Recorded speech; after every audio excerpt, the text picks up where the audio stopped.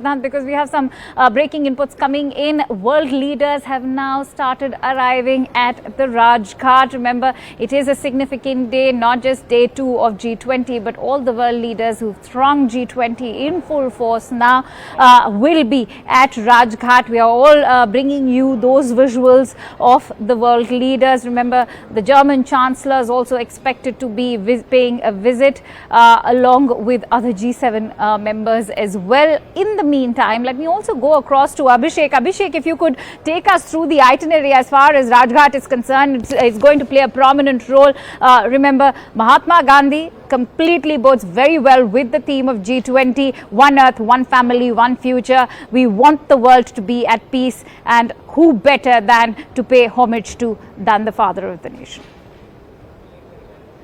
Well, we have seen how Prime Minister Modi has underlined time and again during the 1 year of India's presidency that the presidency should work for the people who are marginalized, people, and it should have an inclusive agenda, people who have been left out, and that is possibly the best thing that Mahatma Gandhi has said, that the person who is left out should be included, and unless until the last person has got the benefit of all the developmental policy or the prosperity in the society will not progress in a harmonious way. So that is one of the reasons why we could also see inclusion of African Union in this year's G20 presidency. With now the Union will become about 21 permanent members, with inclusion of a grouping of 55 countries who represent Africa, which is mostly underdeveloped. Poverty is high there, social and democratic and political setup is very unstable. So how the world can alleviate those issues in Africa, how the G20 should look to this African continent and not look away, more concerned about their own policy making. That is something that India has tried to highlight this time. What we are seeing now, that Prime Minister Modi is welcoming so many guests at Rajghat. And in fact, staying with Rajghat, let me quickly go across to our political editor, Pallavi Ghosh, who's also live with us from the Bharat Mandapam.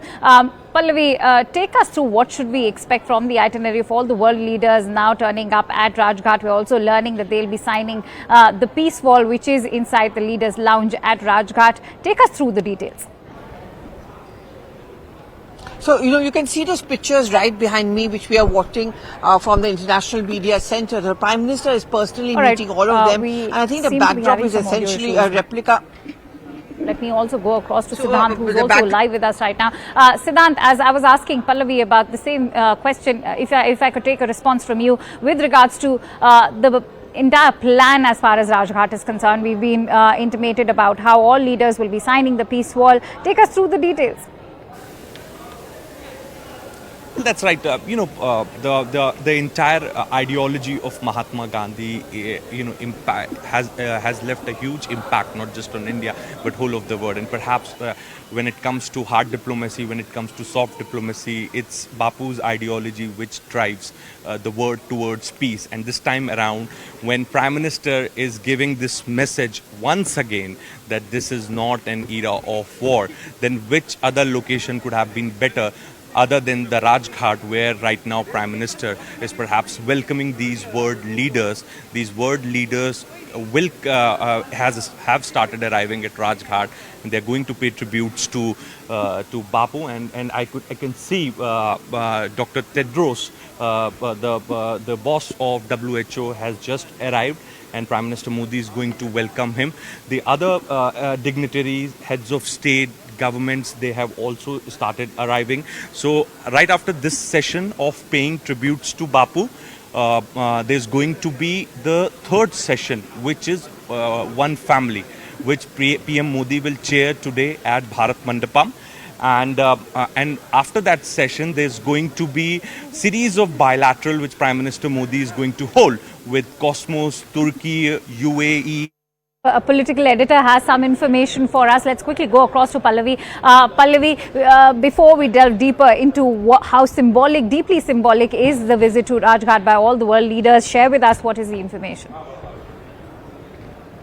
So if you can just hear me, Akanksha, we've seen those pictures where each of the delegates are actually going across and they've reached Rajghat and the Prime Minister is personally greeting them. But look at the interesting backdrop, and that's going to be putting up, I'm sure you're getting those pictures also. What he's actually doing is, in his backdrop is a Hriday Kunj of Sabarmati Ashram, or what is known as the Bapu Ki Kutia. So this is very, very symbolic. There you see those pictures right behind me where the Prime Minister is greeting all of them. It's a Khadi stole with a G20 replica which he's putting around all the delegates, and just in the backdrop is what is called the Hriday Kunj in Sabarmati Ashram. And look at the pictures. In fact, the Prime Minister is explaining the significance of this backdrop to all the delegates and personally meeting and greeting them and moving on to Rajghat. You know, the Prime Minister in his multiple speeches, especially the backdrop of G20, has always made the point that the era of war needs to end, and Mahatma Gandhi epitomizes peace and also the fact that war and acrimony is not the way to solve issues.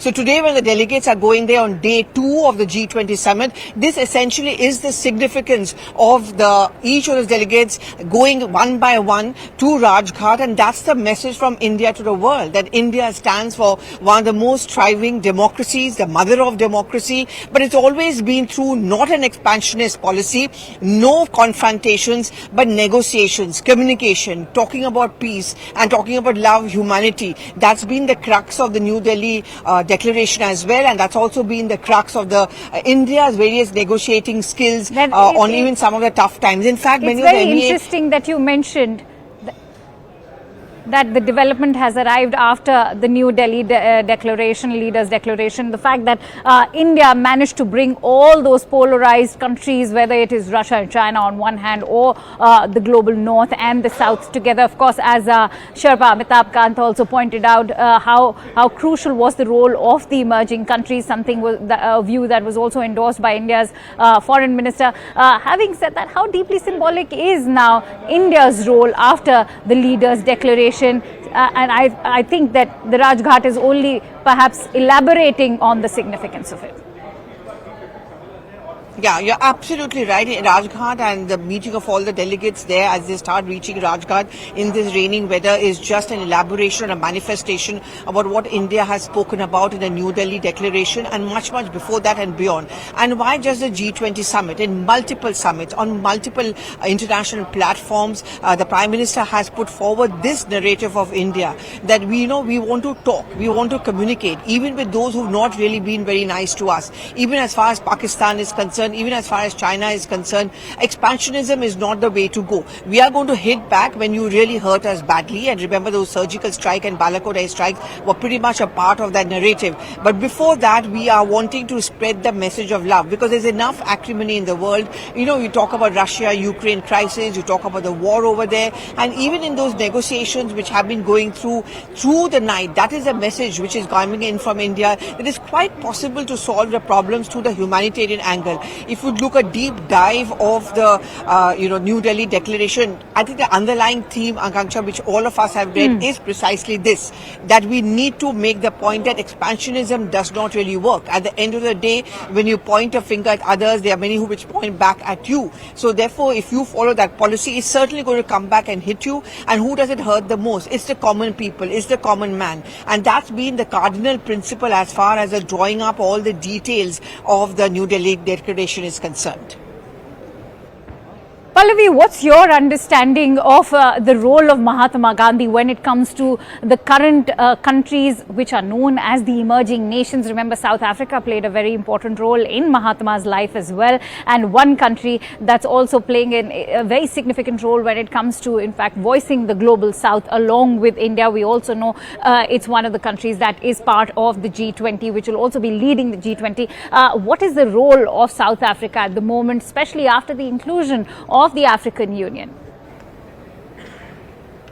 Yes, before I just answer your question, you can still see that the Prime Minister very much in the backdrop of that Hriday Kunj or Bapu Ki Kutia at the Sabarmati Ashram. And he's always made it a point. Sheikh Hasina also arrives over here. He's always made the point whenever he's gone to Gujarat, and even when dignitaries have been coming in from abroad, Japanese Prime Minister, so on and so forth, he's always gone to Sabarmati Ashram and explained to them what Gandhism always mean about. In that backdrop, the inclusion of people who are downtrodden, who are looked down upon, who don't get a chance to speak out. India can be a champion of that, and that is also reflected very much in the New Delhi Declaration. And in that sense, India's voice about Global South has been one of the most strongest ones. And yesterday, in fact, we were here when the Prime Minister announced the inclusion of the African Union into the G20.